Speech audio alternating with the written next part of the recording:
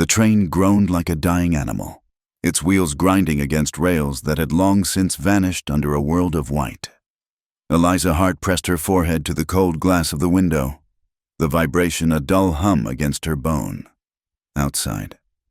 The Montana Territory was not a landscape but an erasure, a fierce and boundless emptiness of snow whipped into motion by a wind that had been howling since Wyoming.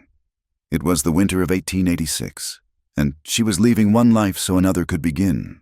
St. Louis, with its brick-faced buildings and its bitter memories of a tailor named Arthur, whose promises were as flimsy as his summer suits, felt 1,000 years behind her.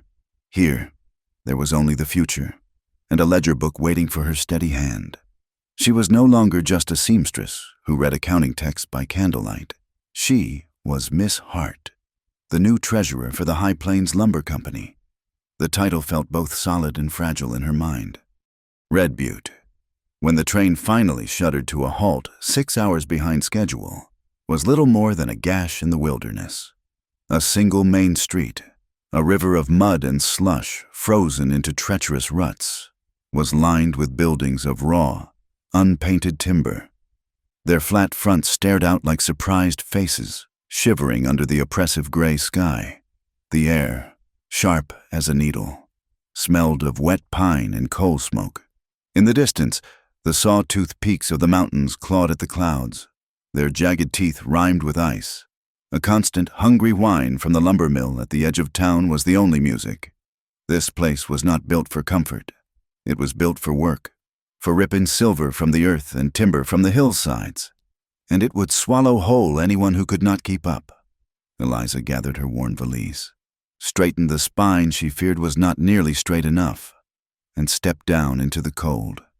The boarding house, run by a woman named May Donnellan, was supposed to be her sanctuary, but sanctuary was in short supply. A chimney fire earlier that day had turned the top floor into a blackened, sodden mess.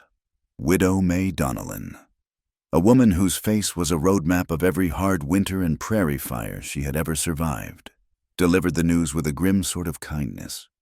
"Every room is spoken for or soaked, dearie," she said, her hands planted on her wide hips. Smoke still clung to the air in the main parlor.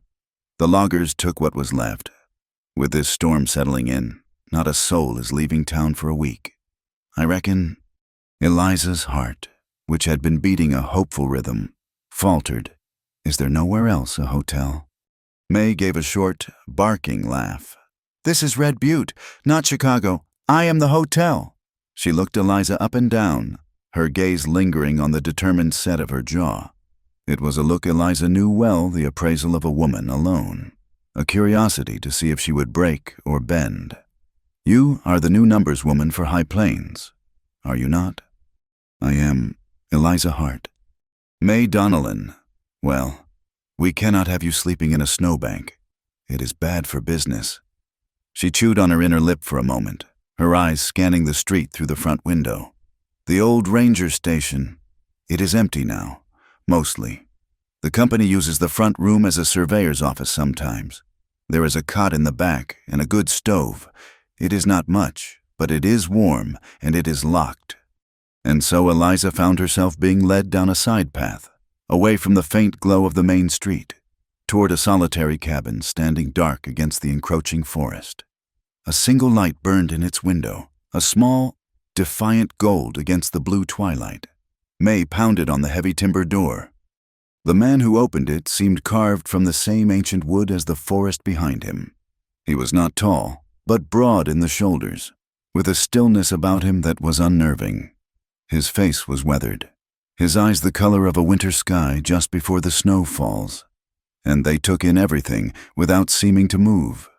He held a storm lantern in one hand, the light carving deep shadows into the planes of his face. "Cole," May said, her voice softer than before. "This is Miss Hart, the new treasurer for the lumber company. She needs a place to shelter from the storm. I told her she could use the office." The man, Cole Mercer, simply nodded. He looked at Eliza, a flicker of something unreadable in his gaze, and then stepped back, holding the door open. "The stove draws well," he said. His voice was a low rumble, like stones shifting deep underground. It was not welcoming, nor was it unkind. It was a statement of fact, and with that, he retreated to a room at the back of the cabin, closing the door behind him, leaving her in the sudden, echoing silence of the office. The space was spare. A drafting table stood against one wall, covered in maps held down by polished rocks, a desk, a chair, and a pot-belly stove that radiated a blessed, penetrating warmth. In the corner, a narrow cot with a folded wool blanket. Eliza set down her valise and the heavy leather satchel containing the company ledgers. Her only real claim to being here, the previous clerk, a Mr. Dobbs, had handed them to her on the station platform with a sigh of relief before scurrying onto the departing train. Sleep felt distant, a luxury for a woman more settled than she. The need to prove her worth, to herself more than anyone, was a sharp-spurred thing. She hung her coat, lit her own small lantern, and set it on the desk. She opened the satchel. The books were orderly, Mr. Dobbs's script a perfect, flowing copper plate. Eliza ran her finger down the columns of figures, the familiar rhythm of accounts a comfort in this strange, new place. She worked through the past several months, her mind sharp and focused. Then she saw it, a recurring entry, listed under expenditures, river transport.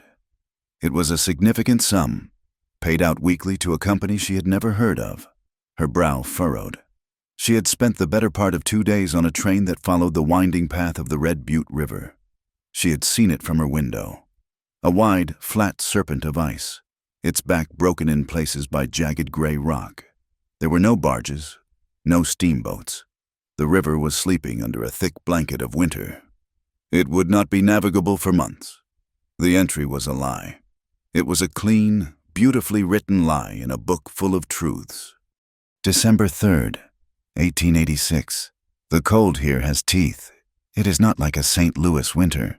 The man, Mr. Mercer, speaks less than any man I have ever known, but his eyes are steady. The company books are not. There is a lie in these numbers. I feel it like a draft under the door. Arthur used to say I saw problems where there were none.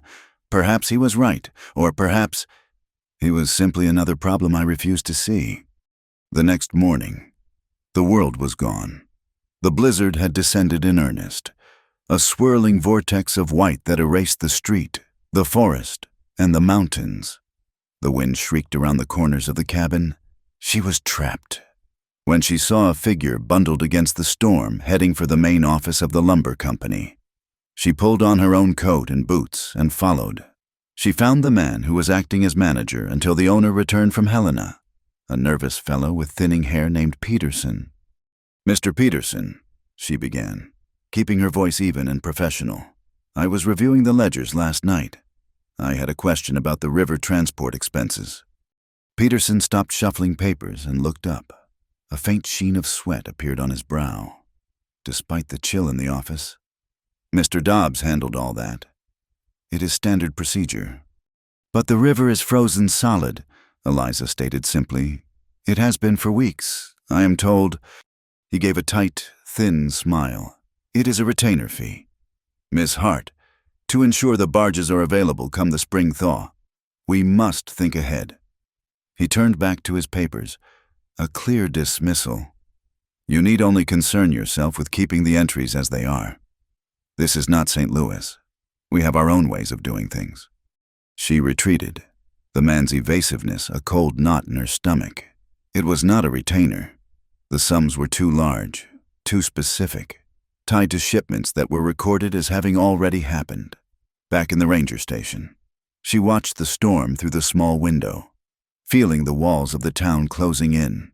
She saw the deputy, Wade Pike, a thick-set man with a swagger that seemed to challenge the storm itself, making his way toward the saloon. She saw young men, loggers by the look of their heavy coats and worn hands, their face pinched with worry. One of them, a boy really, named Jonah Reed, she had heard May mention, was deep in debt to the Goodman silver mine. The mine, its name was everywhere, a constant presence, even more so than the lumber company. It was the other lung of this town, and from the stories she heard, It was the one that breathed fire. That night, the storm found a new voice. A deep, rhythmic rumbling vibrated through the floorboards of the cabin. It was not thunder. It was heavier, more deliberate. Eliza peered out the frosted window. A line of massive freight wagons, each pulled by a straining 4-mule team, was inching its way down the center of the buried street. Lanterns swung from the wagons, casting eerie, dancing shadows. On the side of each wagon, she could just make out the stenciled words, Goodman Mining Company Explosives. The procession moved with a funereal slowness, a secret parade passing through a sleeping town in the heart of a blizzard. It felt wrong, a shipment too dangerous and too strange for such a night. She watched until the last wagon disappeared into the swirling white, the rumbling fading away until only the howl of the wind remained. A deeper chill settled into her bones, one the stove could not touch. She turned away from the window, her gaze falling to the floor. There, half hidden in the shadows under the door, was a folded piece of paper that had not been there before. Her heart hammered against her ribs. Cole Mercer had not left his room. No one could have come to the door without her hearing them over the storm. Yet there it was, with trembling fingers. She picked it up. It was rough paper, torn from a cheap notebook. The penciled script was crude, written with a heavy hand. There were only 12 words. "Do not open the old books if you mean to stay in these parts." Eliza stood frozen in the center of the small room. The lantern on her desk flickered, its small flame casting a wavering light. It seemed a fragile, inadequate thing against the vast, pressing darkness that had just announced its presence. Outside, the wind screamed, but for the first time, Eliza Hart understood that the storm was the least of her worries. The anonymous note felt like a sliver of ice under her skin, a cold promise that lingered long after she had burned the scrap of paper in the potbelly stove. For 3 days. The blizzard held Red Butte in its fist, and Eliza kept to the ranger station, using the storm as an excuse to bury herself in the ledgers. The numbers were her shield. They were logical, absolute. They did not lie. But the men who wrote them did. The entry for river transport was a ghost, a fiction designed to bleed money from the High Plains Lumber Company. The note proved someone knew she had seen it. On the 4th morning, she awoke to a world of blinding light and profound silence. The storm had broken. The sky was a high, aching blue, and the snow lay in immense, sculpted drifts that softened the town's hard edges. The air was so cold it felt solid in her lungs. As she stood by the window, a shadow fell across the doorway. Cole Mercer was there, a heavy axe resting on his shoulder. He had been clearing a path. "The crews are heading up to the north slope," he said, his voice quiet. "If you mean to understand the books, you should see the work." It was not a question, but an invitation that felt like a statement of fact. Eliza found herself nodding. "Yes, I believe I should." He led her out of the town and into the forest, following a trail already broken by the logging sleds.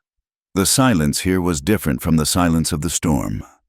It was a deep, living quiet, punctuated by the sigh of wind in the high branches and the sharp crack of a frozen bough giving way. The scale of the trees was humbling. They were giants, their trunks thick as cabin walls, their tops lost in the sky. Soon, the rhythmic scrape and pull of a 2-man crosscut saw reached them, followed by the ringing echo of an axe. They came upon a clearing where a team of loggers was at work. The air was thick with the clean, sharp scent of pine sap. Cole walked her through the operation, his words few but precise. He was a timber cruiser, a man who walked the woods and chose its harvest. He showed her the marks he made, a bold X in graphite on the trunks of trees destined for the mill. "We take the ponderosa and the fir," he explained, running a gloved hand over the rough bark of a condemned tree. "Leave the rest to grow." But he did not mark them all. He led her deeper, to a stand of colossal pines that stood in a cathedral-like circle. They were older and thicker than the others. their bark deeply furrowed like an old man's face. None of them bore his mark. "These are heart trees," he said, his voice dropping lower. "They anchor the soil. They seed the next generation. You take the heart out of a forest, and the whole thing dies." Eliza watched him, this quiet man who saw the woods not just as board feet and profit, but as a living thing with a future. She made a note in her small book, less about accounting and more about the man who valued an uncut tree. A trust, fragile as new ice, began to form between them. He did not treat her like a city woman who would faint at the sight of a saw, and she did not treat him like a backwoods hermit. They were simply two people doing a job that, they were beginning to realize, was connected in ways they had not expected. That afternoon, with a clearer understanding of the logging cycle, Eliza returned to the payroll accounts. The manager, Peterson, had given her a list of active employees. She began the painstaking work of cross-referencing names on the payroll with the official list. It was then she found the other ghosts. Two names, Thomas Miller and Henry Shaw, were listed as receiving weekly pay. She remembered May Donnellan at the boarding house, talking about the mine collapse last summer. Two young loggers, she had said, had been caught in the cave-in, trying to earn extra money. Their names had been Miller and Shaw. The company was paying dead men. The next day, she walked to the general store. The boardwalks cleared into narrow, icy paths. As she stepped out, her basket filled with provisions, Deputy Wade Pike blocked her way. He was a large man, and he seemed to fill the entire boardwalk, his shadow falling over her. "Miss Hart," he said, a smile on his face that did not reach his cold eyes. "Settling in, are we?" "I am, thank you, Deputy." He rocked back on his heels, hooking his thumbs in his belt. "Heard you have been asking a lot of questions. About company business?" His voice was casual, but it carried the weight of a stone. "A town like this has its own way of keeping accounts. A smart woman like yourself ought to know some numbers are best left as they are." He leaned in a little closer, his voice dropping to a conspiratorial whisper. "You stick to the woman's work. Make sure the sums add up. Nobody wants any trouble." Eliza's heart was a cold, tight fist in her chest, but she held his gaze. "My work, Deputy Pike, is to ensure the company's books are accurate. That is precisely what I was hired to do." She sidestepped him and walked away, her back straight, not daring to look back. The threat had not been veiled. It had been as plain and ugly as a raw stump. That night, the cry went up, "Fire!" Eliza rushed to the window. Across the snowy expanse, an angry orange glow lit up the sky. It was coming from the lumber yard, a corner of the large seasoning shed, where milled lumber was stacked to dry, was engulfed in flames. Men poured out of the saloon and the boarding house, shouting, their forms dark against the snow and the firelight. She pulled on her boots and coat and ran outside, joining the frantic activity. A bucket brigade was forming, a desperate, inefficient line of men passing sloshing buckets from the town well. The fire crackled and roared, feeding on the dry pine.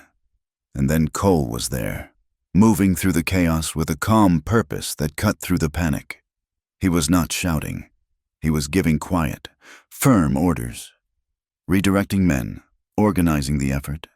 Suddenly, a cry of alarm went up from near the shed. "Someone's inside! It is Jonah!" Eliza saw a flicker of movement through the flames. It was Jonah Reed, the young logger, trapped by a fallen stack of lumber inside the burning structure. He was coughing, disoriented. Before anyone could move, Cole grabbed a heavy horse blanket soaking in a trough, threw it over his head and shoulders, and ran directly into the inferno. The crowd gasped. The moment stretched into an eternity, filled only with the sound of the fire's hunger. Then he emerged, half dragging, half carrying the soot-stained form of Jonah Reed, pushing him out onto the clean snow. As Cole stumbled forward, a burning timber fell, catching the back of his shirt. The wool smoldered and tore away. In the flickering firelight, Eliza saw it clearly, a brutal, puckered scar on his left shoulder, the unmistakable mark of an old bullet wound. It was a piece of a past he carried in silence, now laid bare by the flames. The fire was eventually beaten back, leaving a steaming, blackened hole in the side of the shed. The air stank of burned wood and something else, something sharp and chemical. Turpentine. Deputy Pike arrived, late to the fight but eager to claim the peace. He strode to the center of the scene, his eyes scanning the crowd until they landed on Jonah, who was sitting on the ground, shivering and gasping for air. "What were you doing in there?" Reed Pike's voice boomed with authority. "Just sleeping," Jonah rasped. It was warmer than the bunkhouse. Pike sneered and kicked at a piece of debris near where Jonah had been found. His boot connected with a metal can. He bent and picked it up. "Is that so? Then what is this?" He held up a can of turpentine, its contents half gone. "Looks to me like you were starting a fire, not sleeping through one." It was a lie. The can had not been there, but in the confusion and fear, no one argued. Pike hauled Jonah to his feet, declaring him the arsonist, and marched him toward the town's small jail. The boy was the perfect sacrifice, indebted, alone, and easily broken. Eliza returned to the ranger station, her mind a maelstrom of fear and fury. The ghost payroll, the threat, the fire, the framing of Jonah Reed. It was a single, tightening knot. She could not sleep, driven by a cold certainty. She went back to the ledgers, her fingers numb as she turned the stiff pages. In the back cover of the main payroll book, her fingers brushed against something thick. It was a slim tally book, tucked into a leather sleeve she had not noticed before. She opened it. The pages were filled with a rough, hurried script. It was a shadow ledger, tracking the payments to the dead men, Miller and Shaw. At the bottom of each page was an authorizing signature. It was not the tidy script of Mr. Dobbs. It was a bold, angular hand she recognized instantly. She had seen it on a mining claim document pinned to the wall in the general store. It was the signature of the chief accountant for the Goodman Silver Mine. The connection was forged. The money from the ghost workers at the lumber company was flowing into the pockets of the mine. The lie was no longer just a suspicion. It was a conspiracy, written in ink, and she was holding the proof in her hands.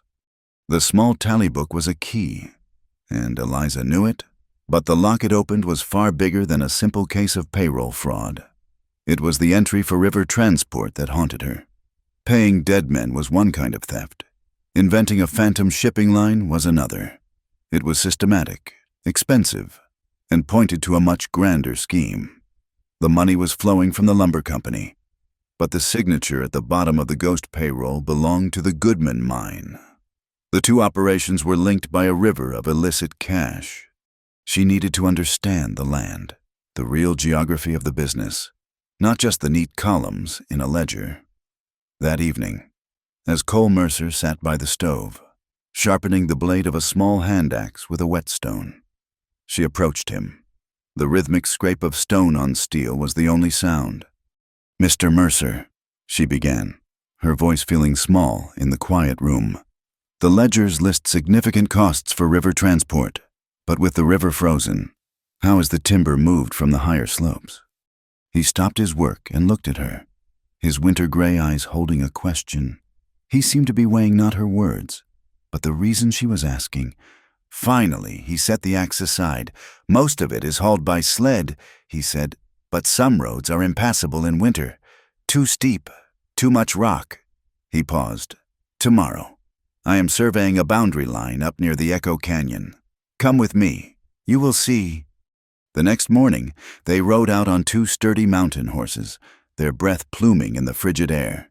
They climbed out of the valley, following a trail that was little more than a notch in the mountainside. The higher they went, the more the scars of the logging operation became visible. Great patches of clear-cut land that looked like a giant had taken ragged bites out of the forest. But then Cole led her away from the devastation, down into a narrow, sheltered canyon he called the Valley of Echoes. It was like stepping into another world. Here, the trees were ancient, their massive trunks forming a silent, watchful congregation. The air was still and heavy with the scent of damp earth and centuries of pinefall. Sunlight struggled to pierce the dense canopy, dappling the snowy ground in shifting patterns of gold. A profound quiet filled the place, a silence so deep you could feel it in your bones. "This is a conservation tract," Cole said, his voice a low murmur that seemed to belong to the valley's own silence. "Territorial designation. No cutting is allowed here. These trees hold the mountain together." He dismounted and walked to a giant ponderosa, placing a hand on its trunk as if greeting an old friend. Eliza felt a sense of awe, but also a deep, aching sadness for the slopes they had passed. This valley was what the rest of the forest had been, before the saws and the greed. This was what he fought to protect with his graphite marks and his silent vigilance. "Any word spoken here," he said softly, "comes back to you." He looked at her. "It is a good place to be sure of what you mean to say." Eliza understood. He had not brought her here just to show her trees. He had brought her to show her his heart, or at least the part of it that was tied to this land. He was showing her what was at stake. The peace was shattered by the sound of crashing undergrowth and a man's harsh voice. "Spread out, check the old trapper's line." 3 men on horseback burst into the sacred grove. They were rough men, with rifles held easy in their saddles. Leading them was Deputy Wade Pike. His eyes lit up with a malevolent satisfaction when he saw them. Well, Mercer and the little bookkeeper." Pike's gaze swept the valley, a look of contempt on his face for the uncut trees. "We are looking for your friend, Jonah Reed. Seems he flew his coop. Got a bounty on him now. For arson. He is just a boy." "Pike," Cole said, his voice dangerously level. He had moved to stand slightly in front of Eliza, a subtle, protective shift. "He is a fugitive," one of the bounty hunters snarled, spitting a brown stream of tobacco juice onto the snow. "And we mean to collect." "This is protected land," Cole stated, his hand resting on the handle of the axe tucked into his saddle. "You have no jurisdiction to hunt a man here." Pike laughed, a raw, ugly sound that desecrated the valley's quiet. "I make my own jurisdiction, Mercer, and you would be wise not to interfere. This does not concern you." "You are trespassing," Cole said, his voice dropping even lower, colder than the air around them. "And you are disturbing the peace. Get out." For a long moment, no one moved. The air was electric with the threat of violence. Pike's hand drifted toward the pistol on his hip. The bounty hunters tensed. But there was something in Cole's stillness, a coiled readiness that spoke of a man who had seen far worse things than this. He was not afraid of them. They were an obstacle, and he was a man who knew how to remove obstacles. Pike seemed to recognize it too. He held Cole's gaze, then gave a curt, angry nod to his men. "This is not over," Pike hissed as he wheeled his horse around. He rode out, his men following, leaving a trail of broken branches and trampled snow in their wake.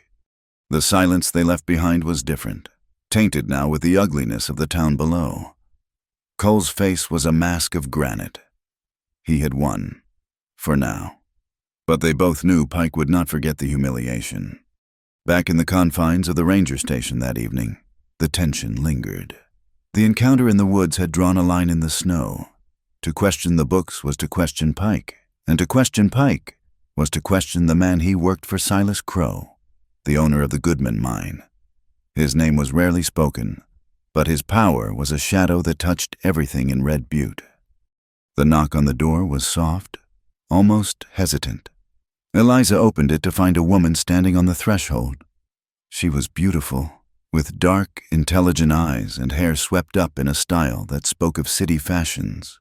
Her dress was of fine wool, tailored perfectly, and she wore a scent of lavender that seemed impossibly delicate in this rough-hewn world. "Miss Hart," the woman asked, her voice smooth as polished stone. "My name is Rosa Belle Lafferty. May I have a word?" Eliza stepped back, allowing her to enter. The name was vaguely familiar. She had heard it whispered at the boarding house. Rosa Belle Lafferty. She had been close to Cole Mercer, once. Now, she was the personal secretary to Silas Crow. Rosa's eyes took in the spare room in a single, sweeping glance, her gaze lingering for a fraction of a second on Cole's closed door before settling on Eliza. "I will not waste your time, Miss Hart. My employer, Mr. Crow, values discretion and efficiency. He understands there has been some confusion regarding the High Plains ledgers." She opened her fine leather handbag and placed something on the desk. It was a stack of new, crisp banknotes, held together by a paper band. Beside it, she laid a single, gleaming Morgan silver dollar. "Mr. Crow is a generous man," Rosa continued, her voice a pleasant, reasonable murmur. "He believes a hard-working woman like yourself, new to the territory, could use a sign of his appreciation, a bonus, for your diligence. He simply asks that you continue the accounting practices established by your predecessor. It is a system that works well for Red Butte." The money on the desk was more than a year's salary. It was a ticket out of this cold, dangerous town. It was safety. It was silence. Eliza looked from the money to Rosa's calm, expectant face. She thought of Jonah Reed, shivering in a jail cell. She thought of the ancient trees in the Valley of Echoes, and the look on Cole's face as he defended them. "My job is to correct the books, not to continue a lie," Eliza said, her own voice steady, surprising her with its strength. A flicker of something disappointment respect crossed Rosa's face. "That is an admirable, if naive, position. Miss Hart, this is not St. Louis. Honesty is a luxury not everyone here can afford." "It is one I will not sell." Eliza pushed the money back across the desk. "Please thank Mr. Crow for his offer." Rosa stared at the rejected bribe for a long moment. She slowly gathered the banknotes, her movements graceful and deliberate. She left the silver dollar on the desk, a souvenir. Then, "To remember the choice you made." She walked to the door and paused, her hand on the latch. She turned back, her expression unreadable in the lantern light. "You are a brave woman. I hope you are also a wise one." She hesitated, as if wrestling with a decision. "Be careful who you trust. Things have a way of getting lost in a blizzard. Sometimes, even an entire convoy of explosives can go astray for an hour or two."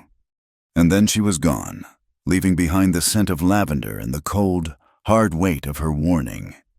Eliza stood motionless, her mind racing. The explosives convoy. The night of the fire. The timing was no coincidence. The fake invoices, she realized with a sudden, sickening clarity, were not for barges. They were for dynamite. Dynamite to blast illegal roads through the protected forest, to get at the heart trees. The fire in the lumberyard was a distraction, and Jonah Reed was the scapegoat. It was all one monstrous, bloody-handed lie. She looked down at the silver dollar on her desk. Its cold gleam seemed to mock her, the price of silence in a town that echoed with deceit. She had refused the money, and in doing so, had just declared war. The choice Eliza made left a ringing silence in its wake. The silver dollar Rosabelle Lafferty had left on the desk felt heavier than any coin had a right to be. It was a declaration. Now, every shadow in Red Butte seemed to hold a threat, every sideways glance a warning. Cole Mercer saw it too. The quiet watchfulness in his eyes had sharpened. He said nothing of the bribe or the beautiful woman who had delivered it. But a new understanding existed between them. They were no longer just a surveyor and a bookkeeper sharing a cabin. They were two people standing on the same small patch of solid ground, while the earth around them turned to quicksand. A few days later, he came to her with a map. "The company claims a boundary line along the ridge of the high pass," he said, his finger tracing a faint pencil mark. "But the old territorial survey shows it a quarter-mile lower. If they are cutting on the wrong side of that line, they are stealing federal timber. I am going up to check the old markers." He looked at her, his gaze direct. "With what you found in the books, we need to know if the theft is happening on the ground as well as on paper." The implication was clear. He wanted a witness. He wanted her eyes on the facts. just as his were. They set out as the sun was rising, the air holding the deceptive mildness of a false spring. The snow had begun to melt, and the world was alive with the sound of dripping water. But as they climbed, the temperature dropped, and the sky turned the color of a dull pewter bowl. The wind began to sigh through the pines, a low, mournful sound that grew steadily into a vicious snarl. Snow began to fall, not the soft, feathery flakes of the last blizzard, but hard, stinging pellets that drove against their faces. A freak spring storm, a final, bitter gasp of winter, was descending upon them with shocking speed. "There is an old patrol cabin just below the summit," Cole shouted over the rising gale. "We cannot make it back to town. We have to take shelter." The cabin was little more than a one-room box, clinging to the mountainside like a burr on a wolf's pelt. They stumbled inside, pushing the heavy door shut against the screaming wind, and were plunged into a dim, frigid twilight. The air was stale and colder than it was outside. A small stone fireplace and a rickety bunk were the only furniture. A pile of dry wood, left by some long-gone ranger, was a small miracle. Cole worked with an efficient economy of motion, his hands sure as he cleared the hearth and laid a fire. Eliza found a rusty bucket and began to chip away the ice crusting the inside of the water barrel. They moved around each other in the small space, a silent team bound by the necessity of survival. As the fire caught, its flickering light pushed back the gloom, revealing the cabin's bleakness. The wind found every crack in the chinking, and a steady drip of melting snow began to fall from a weak spot in the roof. A tiny, relentless drumbeat marking the passage of a very long night. The storm raged. It was a living entity, throwing itself against the small cabin, testing its resolve. They sat on the floor before the fire, the only island of warmth in a sea of cold. The formal distance they had maintained in town evaporated in the face of the storm's fury. Here, they were just a man and a woman, alone against the wilderness. "I was engaged once," Eliza said, her voice quiet, almost lost in the howl of the wind. She stared into the flames, watching the wood turn from gold to red to ash. Back in St. Louis, his name was Arthur. He was a tailor. He had such fine words. He spoke of a future as if it were a suit of clothes he could cut and stitch to a perfect fit. She gave a small, humorless smile.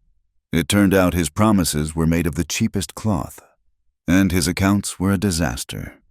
When I tried to help him sort them, he told me I had a mind unsuited for a woman. She fell silent, but the story hung in the air between them. The betrayal was not just of the heart, but of the mind. Cole did not offer empty comfort. He simply watched the fire with her for a long time. When he finally spoke, his voice was a low rumble. "During the war," he began, and she knew what a rare thing it was for him to speak of it. "The worst part was not the fighting. It was the waiting, lying in the mud, in the cold, listening. You would lie there for days, just listening to the other side, trying to guess what they were thinking, what they were planning. You felt so alone, even with 1,000 men around you, because you knew that in the end, you had to trust your own senses. No one else could do it for you." He looked at her then, and she understood. He was telling her he understood what it was to feel alone, to know that you could only rely on yourself. He was telling her that he saw her, not as a woman with an unsuitable mind, but as a fellow soldier in a quiet, lonely war. The hours wore on. The fire burned low, and the cold began to creep back into the room. A stealthy, relentless foe. The steady drip from the ceiling continued its maddening rhythm. Eliza pulled her thin wool blanket tighter, but it was no match for the deep, penetrating chill.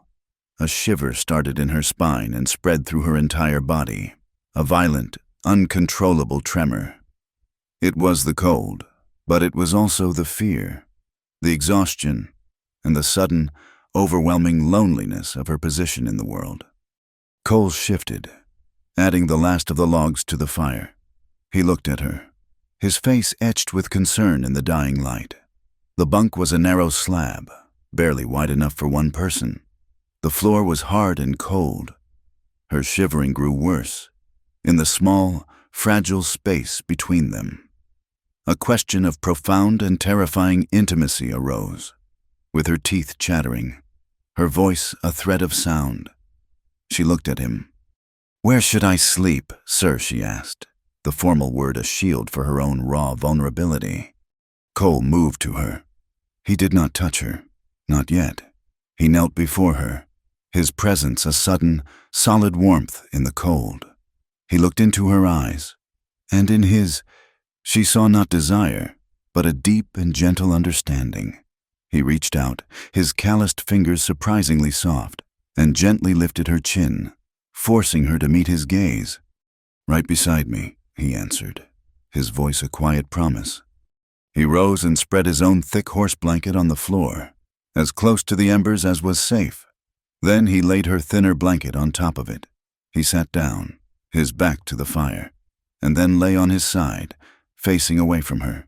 He left a space, an invitation, slowly, her body stiff with cold and uncertainty. Eliza lay down on the other side of the blanket, her back to his. They did not touch, but she could feel the heat radiating from him, a steady, living warmth that seeped through the layers of wool. It was more comforting than any fire. "The roof always leaks in the same spot," he whispered into the darkness. "I told the territorial ranger he needed to patch it with pitch pine." "He should have listened," she whispered back, her shivering beginning to subside. They talked like that for hours, their voice low murmurs in the dark as the storm howled outside. They spoke of small things, of the different kinds of trees, of the best way to bake bread, of the stars on a clear night. They did not speak again of their past sorrows. They did not need to. They had shown each other their scars, and that was enough. Sometime before dawn, nestled in the shared warmth, Eliza finally slept, a deep and dreamless sleep, feeling safer than she had in years. She awoke to silence. The wind had died. A soft, gray light filtered into the cabin. Cole was already up, stoking the embers of the fire. When he saw she was awake, he handed her a tin cup of hot, weak tea. Their eyes met, and a new, unspoken knowledge passed between them. The night had changed them. When they stepped outside, the world was a pristine wilderness of white, the snow sculpted into breathtaking drifts and curves. It was in that clean, new world that they saw the tracks. They were small, stumbling prints, leading away from the cabin and down a steep, treacherous slope.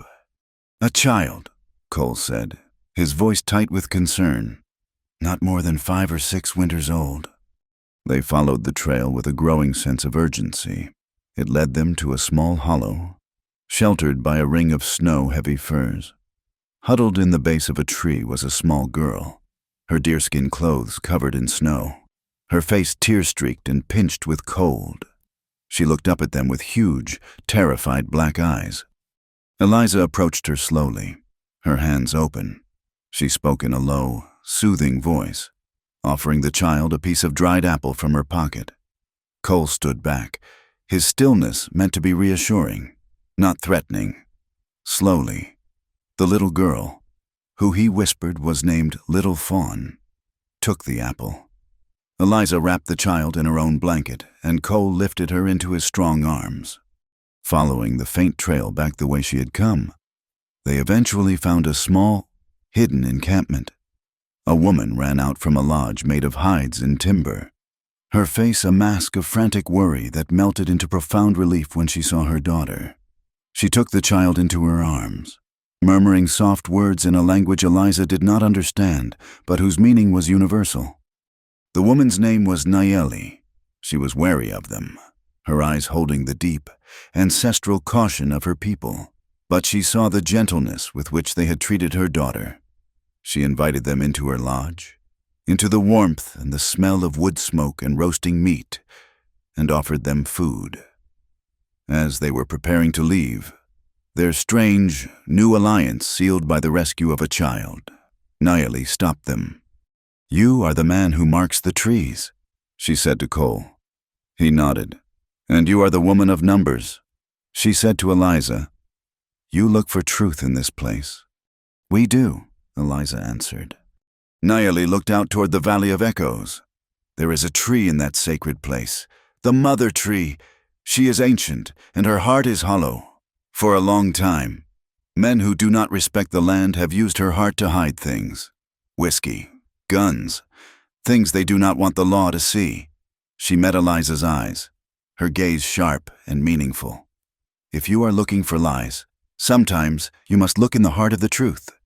As they rode away from the camp, the sun finally breaking through the clouds, Eliza felt a handprint of warmth on her own skin, the ghost of a small child's touch. Love, she realized, did not make you weak. It gave you a reason to be strong. And in the heart of a sacred forest, a hollow tree was waiting to give up its secrets. The journey back to Red Butte was a descent from the clean, quiet solitude of the mountain pass into a world thick with suspicion. The intimacy forged in the storm-bound cabin remained. A silent, steady warmth between Eliza and Cole. But as they rode into town, the hard realities of their fight closed in around them. The air was different. Men watched them from the saloon doorway, their faces closed and hostile. Deputy Pike stood outside the jail, a grim smile of triumph on his face. The news met them before they even dismounted. May Donnellan rushed out from her boarding house, her face a knot of worry. "They caught him," she said, her voice a low, frantic whisper. "Pike and his men found Jonah Reed hiding in an old mine shaft. They have been at him all morning. The boy is terrified." A cold dread settled in Eliza's stomach. They were breaking him. They would force a confession, and the truth would be buried under a lie signed by a frightened boy. She looked at Cole. His jaw was set like granite. The time for quiet investigation was over. The saloon, a place Eliza had actively avoided, was packed. It was not a celebratory crowd, it was a mob hungry for a verdict. Pike had Jonah Reed in a chair in the middle of the room, the boy's face bruised and swollen, his eyes wide with fear. This was not a trial. It was a spectacle of intimidation. Taking a deep breath, Eliza walked through the swinging doors. Cole was right behind her, his presence a solid wall at her back. The room fell silent as she passed, the men turning to stare at the woman who was supposed to be quietly adding columns of figures. She walked directly to the bar, which was serving as a makeshift judge's bench, and placed the slim tally book on its scarred surface. "This is the real payroll ledger of the High Plains Lumber Company," she announced, her voice clear and carrying in the sudden quiet. "It shows payments being made to 2 men who died in the Goodman mine collapse last year, and the signature authorizing these payments is not from the lumber company. It is from the mine's chief accountant." A murmur went through the crowd. Pike took a threatening step forward, but a smooth, calm voice from the back of the room stopped him. Now, deputy, let the lady have her say." The crowd parted, and a man stepped through. He was impeccably dressed in a tailored suit that seemed out of place in the rustic saloon. His hair was silver at the temples, and his smile was warm and reassuring. He radiated an aura of immense power and civility. This was Silas Crow. He moved to the bar and picked up the tally book, glancing at it with an air of mild amusement. "My dear Miss Hart," he said, his voice like warm honey, "you have a keen eye, a commendable trait." He turned to the crowd. "It appears we have had some sloppy bookkeeping, a regrettable error. In fact, I was just speaking with Pastor Finch this morning about the need for a new church bell.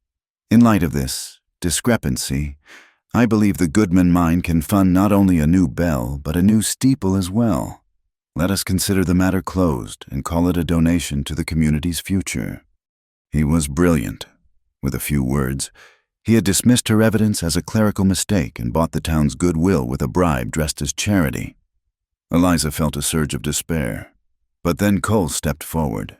His eyes locked on Crow. "This is not about a church bell."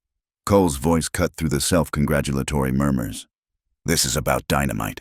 Your river transport fees. Crow, they were never for barges. They were for the explosives you used to blast a road through the Echo Canyon Conservation Tract, right to the heart trees. The accusation hung in the air, raw and undeniable. Silas Crow's smile faltered for the first time. Eliza saw Rosabelle Lafferty standing near him, her face pale, her knuckles white where she gripped her handbag.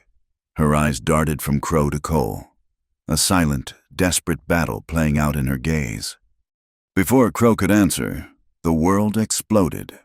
A deafening roar shattered the windows of the saloon, and a shockwave threw them all to the floor. Glass rained down, and the entire building groaned as if struck by a giant's fist. For a moment, there was only ringing silence and the smell of dust. Then came the screams. Eliza scrambled to her feet and looked out the shattered window. On the edge of the forest, where the Goodman Mine's main powder magazine stood, a pillar of black smoke was climbing into the sky. A secondary explosion followed, a bright orange blossom of fire that rolled outward, consuming the trees. The fire. Crow's dynamite had started a forest fire. The saloon emptied in a panic, but it was no longer a mob. It was a crowd of terrified men. The fire was moving with unnatural speed, driven by a rising wind, a roaring wall of flame heading directly for the Valley of Echoes. Cole was already moving, his face a mask of grim purpose. The valley was all he said. He ran toward the chaos, toward the fire. Something inside Eliza shifted. The timid bookkeeper from St. Louis was gone, burned away in that instant. She saw the loggers standing stunned, directionless. She saw the bucket brigade from the shed fire. How slow and useless it had been. She remembered Nayeli's words, the wisdom of a people who knew the land. "Get axes and shovels," she shouted, her voice cutting through the din. "We have to cut a break now." The men stared at her, this small woman in a city dress, but there was a certainty in her voice that commanded respect. "The wind is carrying the fire through the crowns of the trees. Buckets will not stop it. We have to clear a path. Deny it fuel. Follow Cole." She began to organize them, her mind working with the cold, swift logic of a ledger sheet. She sent one group to the well, not for a brigade, but to soak blankets and sacks. She sent another to get every axe and shovel in town. She saw the terror on their faces and met it with an iron resolve she did not know she possessed. "We can do this," she yelled. "The forest is our life. We will not let it burn." She ran after Cole. The loggers, their initial shock replaced by a grim determination. Following her lead, they found him already at work on the edge of the valley, his axe a blur of motion as he attacked the undergrowth, clearing a path down to the bare earth. The heat was a physical blow, and the roar of the fire was a constant, deafening thunder. Embers rained down like fiery snow. "We start a backfire along the creek bed," Cole yelled to her over the noise. "It is our only chance." Eliza understood. They would fight fire with fire. She directed the men, showing them how to use the wet blankets to beat back the flames, how to create a controlled burn that would move toward the main fire, consuming the fuel between them. It was a desperate, terrifying gamble. They were an army of ants trying to turn back a charging bull.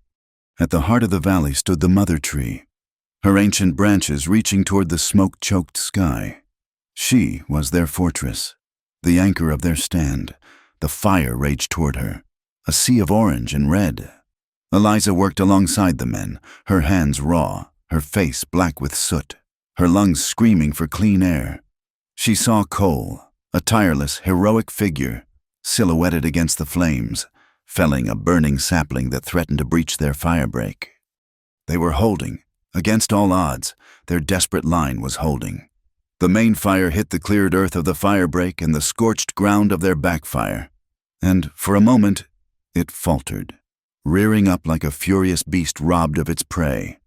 It was in that moment of victory that a massive, fire-weakened pine branch crashed to the ground.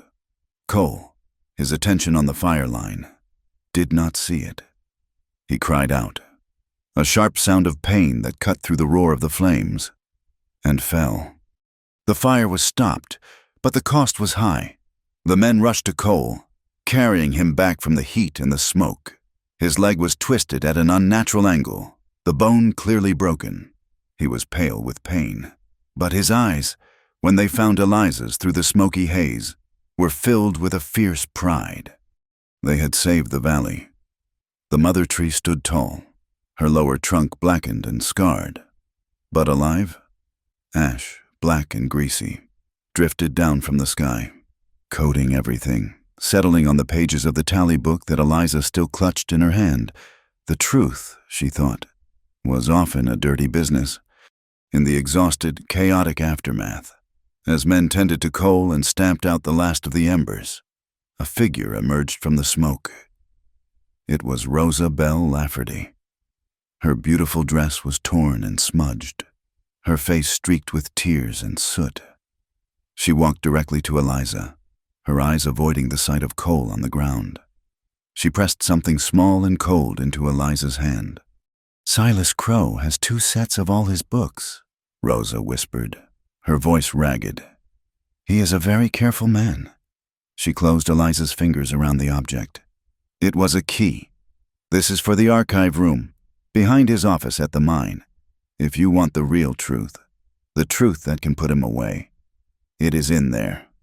Then, as quickly as she had appeared, she melted back into the confusion, leaving Eliza with a key in her palm, a wounded man at her feet, and a forest that had been saved by the very people it was meant to enrich. The fire was out, but the fight was about to begin. The key was a cold, hard promise in Eliza's pocket.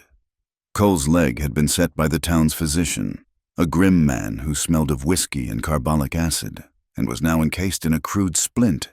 He moved with a painful determination, using a rough-hewn branch as a crutch, his face pale but his eyes burning with an unyielding fire. The law in Red Butte was a broken thing, a tool in Silas Crow's hand. They knew they could not go to the authorities. The truth had to be seized, not requested. That night, under the cloak of a moonless, overcast sky, a small band of conspirators gathered in the back room of May Donnellan's boarding house. It was an unlikely alliance. There was Eliza, the quiet bookkeeper turned leader; Cole, the wounded guardian of the forest; May, whose eyes and ears missed nothing in her town; and the gentle Pastor Finch, his face etched with a resolve that seemed at odds with his soft-spoken nature. A final figure emerged from the shadows near the woodshed. It was Nayeli. She said nothing, but her presence was a quiet testament to the stakes, a reminder of the land that had been violated. "The mine will have a skeleton crew tonight, processing the last of the ore from the day shift," May reported, her voice low. "Crow will be in his office until late, meeting with the foreman. The archive room is at the back, past the assay office. You will have a window of time, but it will be a narrow one." Their plan was desperate. Using the chaos and distraction of the fire's aftermath, they would slip into the mine office. Eliza would find the ledgers, and Cole would stand guard. Nayeli would watch the path from the woods. A silent sentinel. The risk was enormous. Discovery did not mean a polite request to leave. It meant jail, or worse.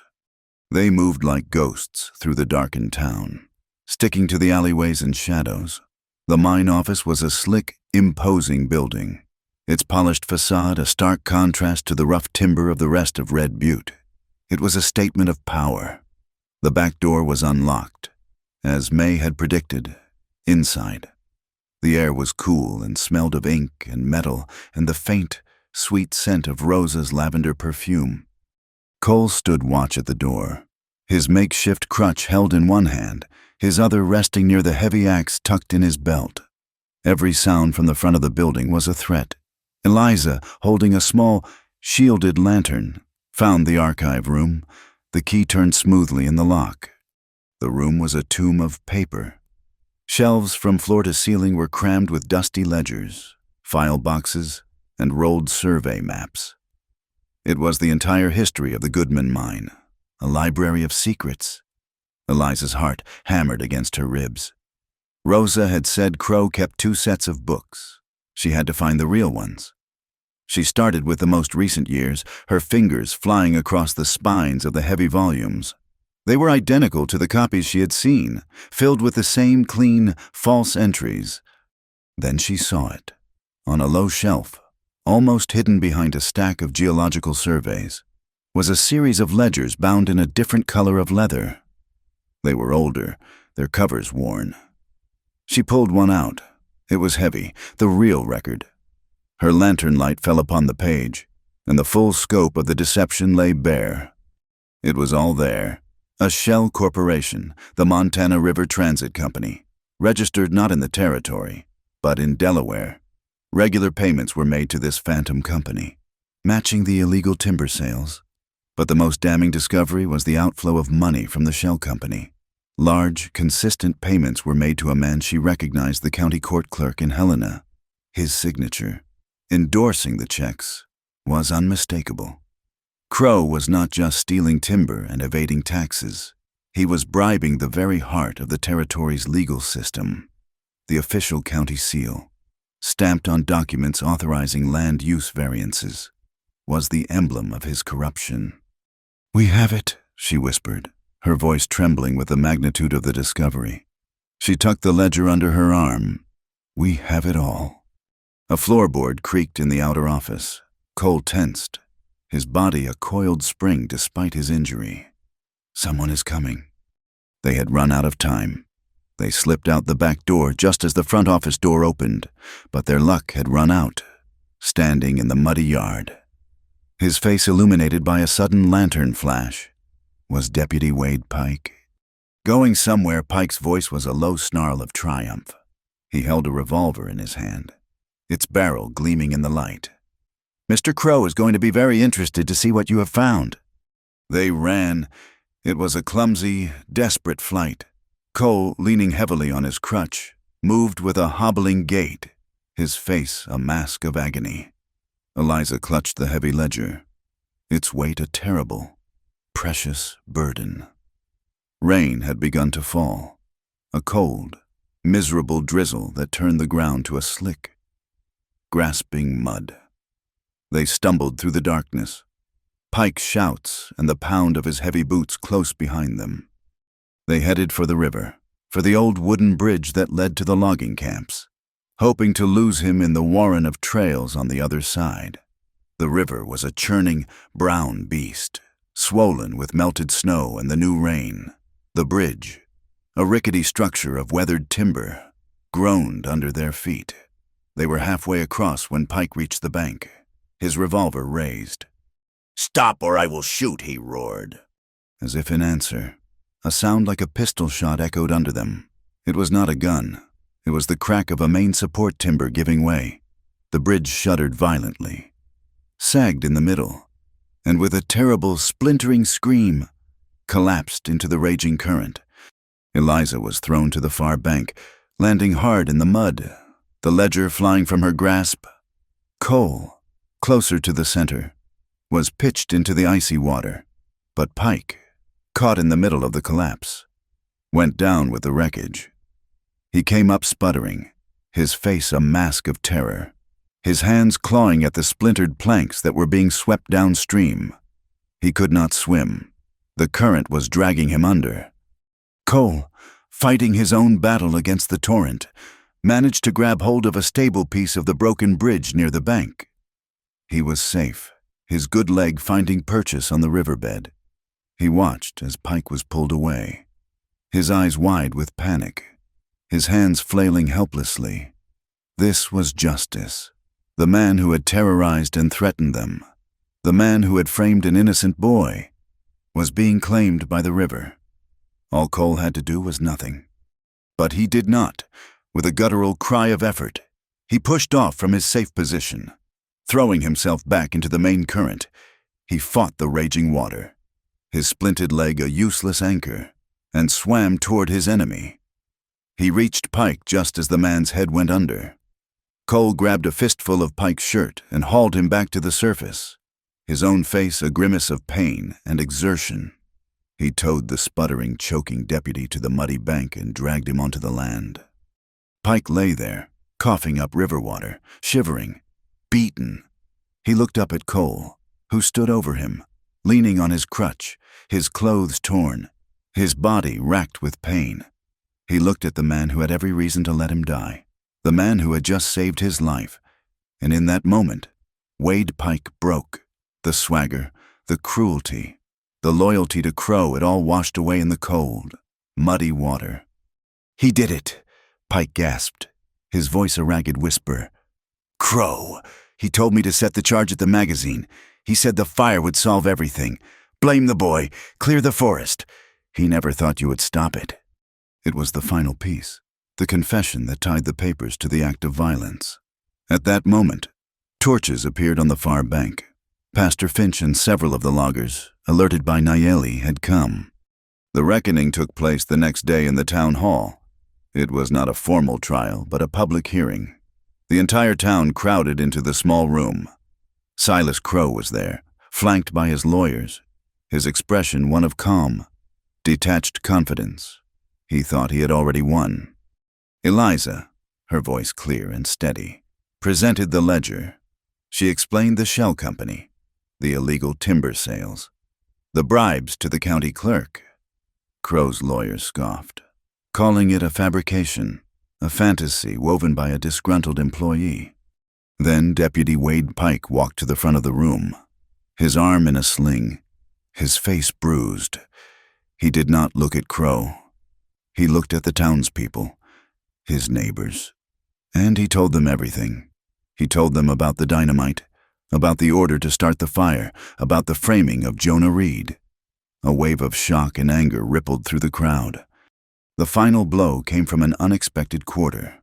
Rosa Bell Lafferty, her face pale but resolute, stood up. "I was Mr. Crow's secretary," she said, her voice shaking but clear. "I personally forged the signature of the mine accountant on the ghost payroll documents.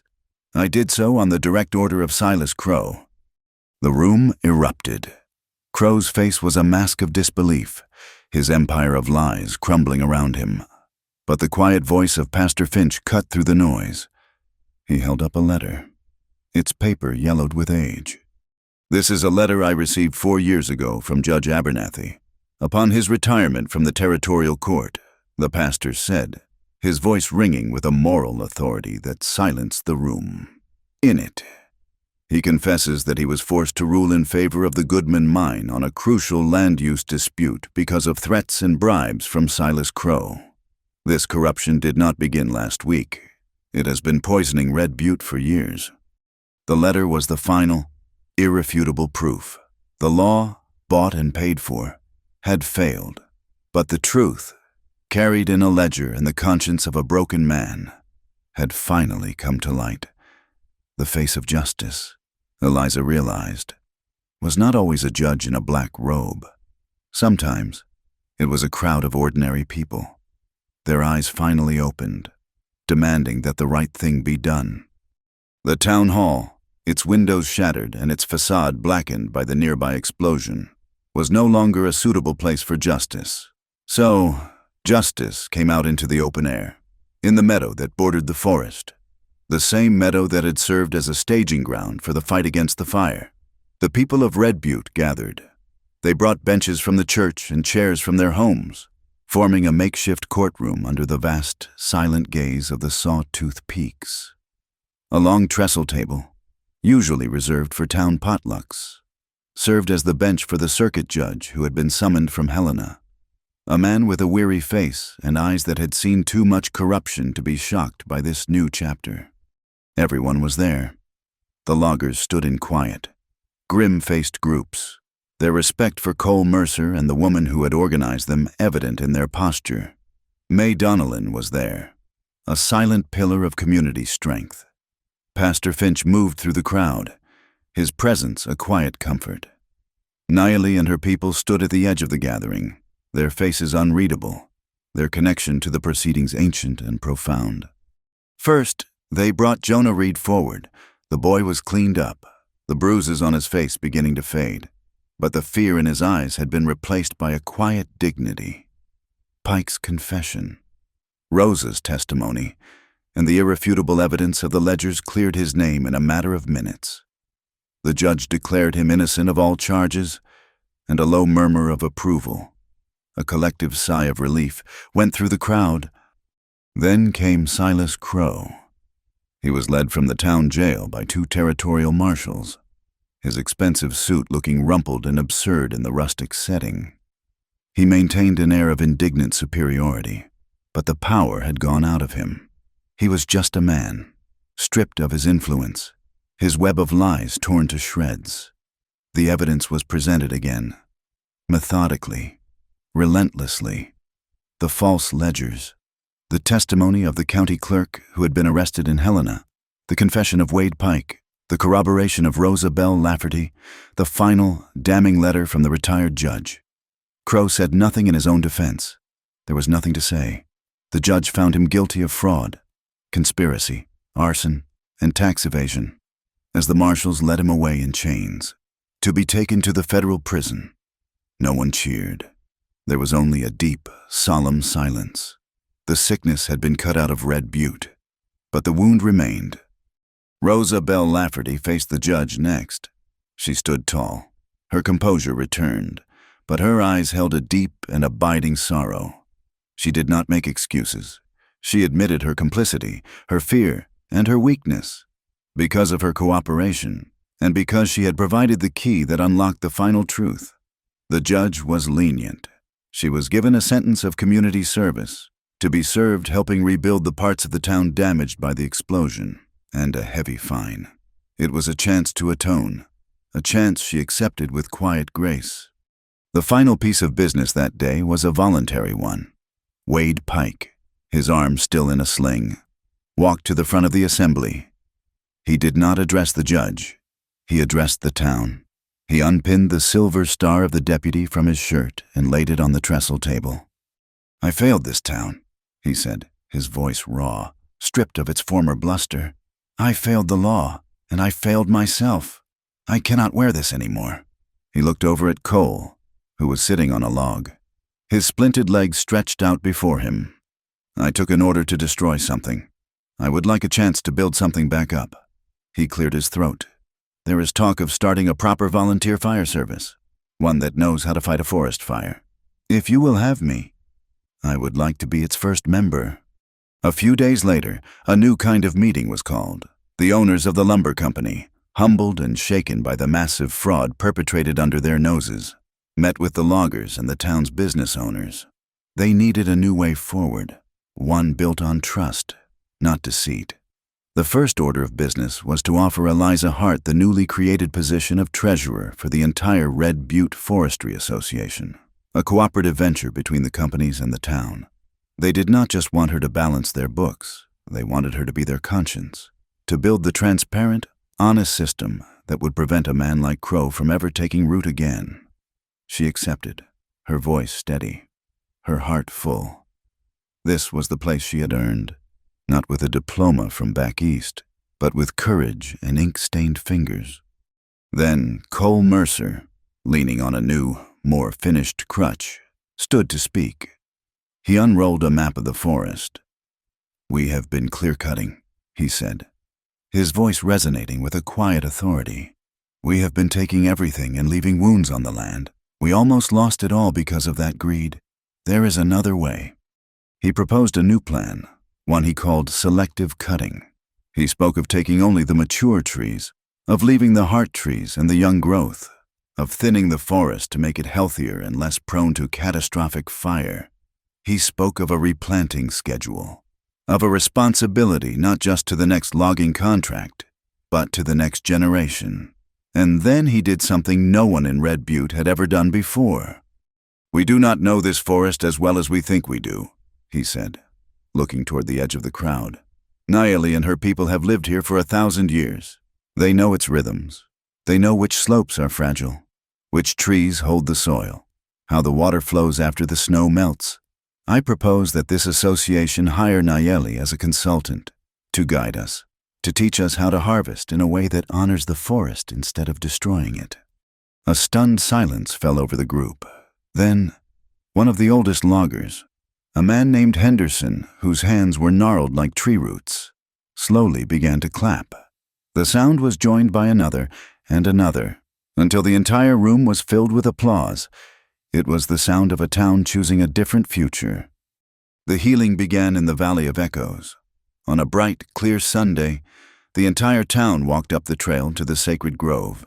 The air still smelled faintly of smoke, and the ground was covered in a layer of fine, gray ash.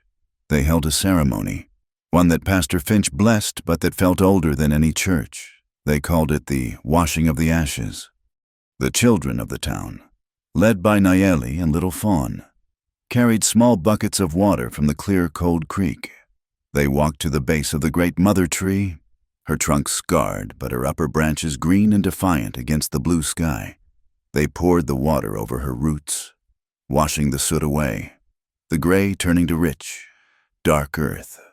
Then they were each given a tiny pine seedling, its roots bundled in damp cloth. One by one, they planted the seedlings in a wide circle around the mother tree. Eliza watched as Jonah Reed, his name cleared and his future his own again, knelt beside little Fawn, showing her how to gently pack the soil around the fragile roots. It was a promise. It was an act of faith. It was a new beginning, planted in the ashes of the old. Later that week, Eliza walked by that same creek, the sound of the water a peaceful, constant murmur. The mail carrier had brought a letter from the east, its postmark from St. Louis. She knew the elegant, self-assured handwriting before she even opened it. It was from Arthur. He wrote that he had heard of her troubles, that he had been worried. He wrote that his tailoring business was finally prospering, that he had made a mistake, that he realized now how much he needed her steady hand, not just in his books, but in his life. He was ready to forgive her foolish notions of independence. He wanted her to come home, to be his wife, to take her proper place. A year ago, this letter would have been a lifeline. 6 months ago, it would have been a painful torment. Now, it was just paper. It spoke of a life that was no longer hers, of a woman she no longer was. She stood by the rushing water, the water that had helped cleanse the forest floor, and a small smile touched her lips. She methodically tore the letter into small, neat pieces. She opened her hand and let them flutter down into the current. The water caught them, swirled them in a brief, dizzying dance, and then carried them away, downstream, until they were gone. She did not belong to the past anymore. She belonged here, to the future they were all planting, together. The spring that followed the fire was a time of quiet, determined work. The snows receded, revealing a landscape scarred but not broken. The creek, which had run brown with mud and ash, cleared and once again sparkled in the strengthening sun. The town of Red Butte, having excised its deepest corruption, began to breathe again, its lungs filling with the clean air of honest labor and shared purpose. With the coming of summer, a new green began to push through the blackened earth in the Valley of Echoes, a stubborn and beautiful promise. Cole, his leg now healed enough to bear his full weight, threw himself into a new kind of work on a gentle slope beside the creek, just within the protective shadow of the conservation forest. He began to build a house. He worked with the same patient reverence he showed the trees, his axe and saw moving with a craftsman's love. He chose each log with care, squaring the timbers and notching them so they fit together with a seamless, solid strength. It was not a large house, just a simple, sturdy cabin with a wide porch that faced the rising sun and the ceaseless murmur of the water.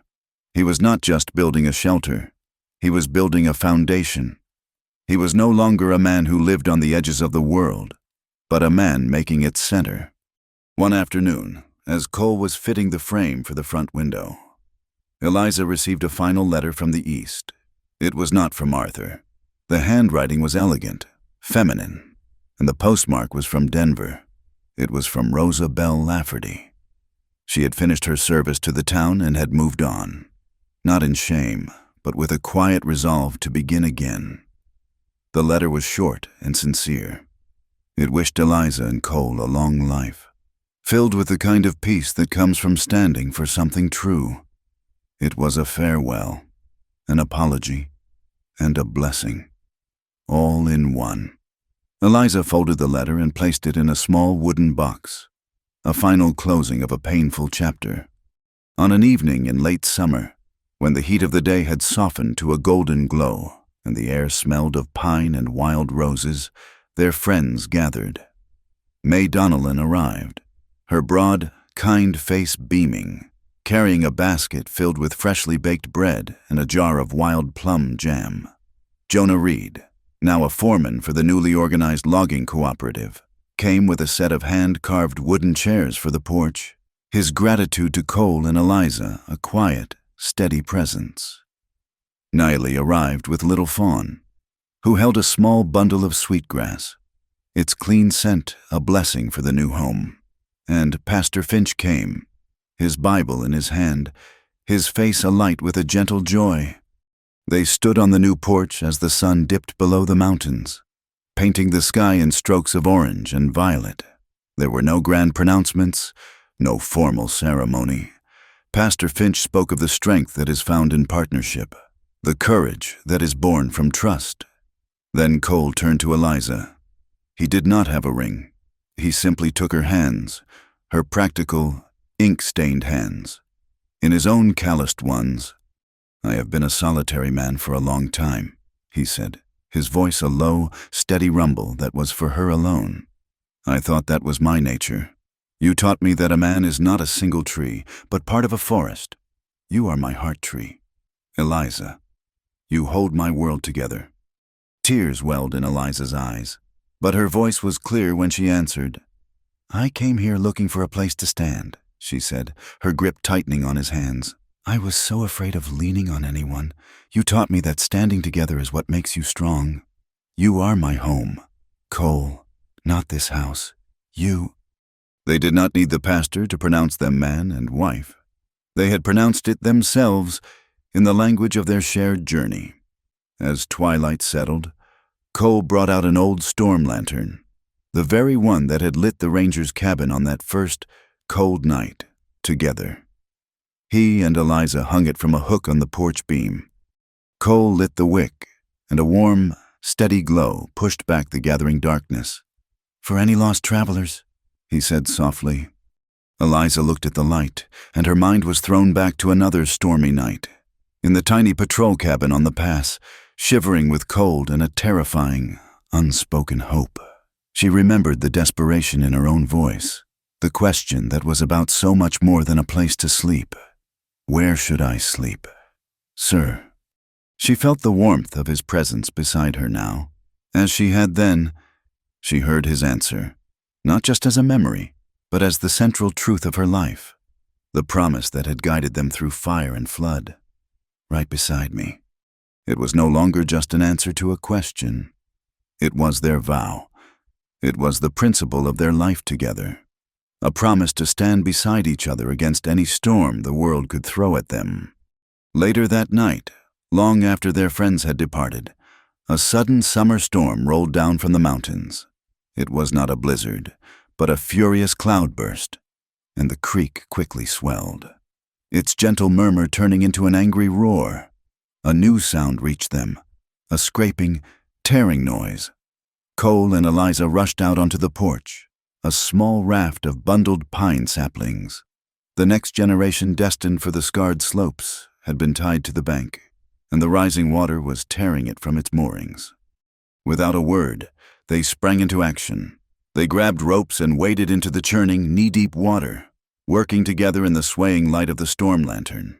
They fought the current, securing the raft, dragging the precious cargo of new life to higher ground.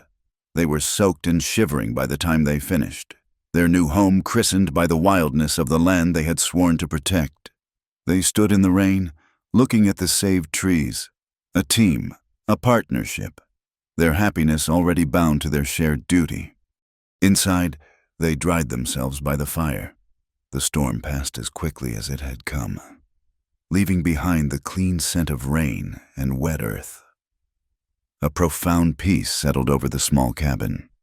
Eliza sat at the new desk Cole had built for her, its surface smooth and smelling of fresh-cut pine.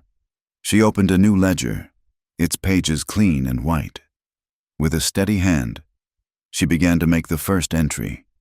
Not of profits and losses, but of life and growth, a tally of the saplings they would plant in the morning. Across the room, Cole sat at his own table. He had unrolled a fresh sheet of paper and was drawing a new map of the forest. Not a map of timber claims and boundary lines, but a map of rebirth. His careful pencil strokes marked the areas of new planting, the sacred ground of the heart trees, the paths the water would take, the places where the forest would heal. The only sounds were the soft scratch of Eliza's pen, the whisper of Cole's pencil, and the steady, enduring music of the creek outside, a timeless rhythm that spoke of a future as boundless and as promising as the land itself. Thank you for listening to our story. Please comment where you are listening from so we can all connect and share our thoughts.